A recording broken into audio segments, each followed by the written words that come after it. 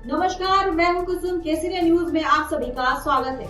राजस्थान, मध्य प्रदेश और छत्तीसगढ़ में चुनाव नतीजों का ऐलान हुए 18 दिन हो चुके हैं। मध्य प्रदेश और छत्तीसगढ़ में 13 दिसंबर और राजस्थान में 15 दिसंबर को नई सरकार का गठन भी हो गया था।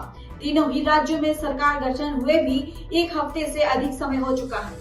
जयपुर, भोपाल और रायपुर से लेकर दिल्ली तक बैठकों का दौर भी चला, लेकिन छत्तीसगढ़ को छोड़ दे तो बाकी के 2 राज्यों में अब तक मंत्रिमंडल की तस्वीर साफ नहीं हो सकी है। मध्य प्रदेश और राजस्थान के मंत्रिमंडल का फॉर्मूला क्या होगा? विधानसभा चुनाव जीत कर आए पूर्व केंद्र मंत्रियों और कद्दावर नेताओं का क्या होगा? और इन राज्यों में मंत्रिमंडल की तस्वीरें कैसी हो सकती है? आइए इस पर देखें एक रिपोर्ट। नए मंत्रिमंडल की तस्वीर क्या होगी? किसे मंत्री पद मिलेगा? कैसे मंत्री के लिए चेहरों का चयन किया जाएगा? इसे लेकर कयासों का दौर जारी है। कहा तो ये भी जा रहा है कि जिस तरह से भारतीय जनता पार्टी ने तीनों राज्यों के चुनाव में जीत के बाद सरकार का चेहरा बदल दिया, नए सीएम दिए, मंत्रिमंडल भी उसी तरह नया हो सकता है। मंत्रिमंडल गठन का फॉर्मूला क्या हो सकता है? तीनों ही राज्यों, खासकर मध्य प्रदेश में इसे लेकर खूब चर्चा हो रही है।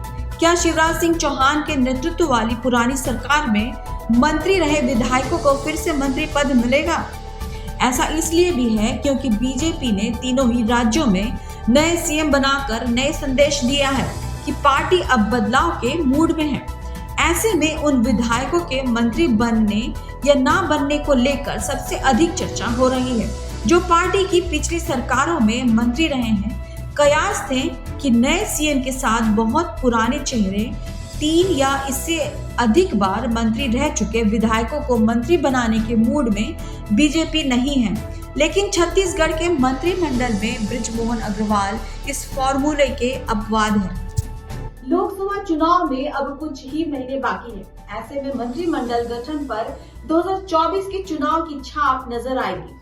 मंत्रिमंडल के जरिए बीजेपी की रणनीति क्षेत्रीय संतुलन साधने की होगी। बीजेपी की रणनीति तीनों राज्यों में बड़े चेहरों से ज्यादा ऐसे नेताओं को मंत्रिमंडल में जगह देने की होगी जिनकी पहचान जमीनी नेता की है। यानी मंत्री इस तरह से बनाए जाएंगे जिससे लोकसभा की सीटों को लेकर कवर किया जा सके। देश दुनिया की तमाम खबरों के लिए बने रहिए हमारे साथ और देखते रहिए केसरिया न्यूज।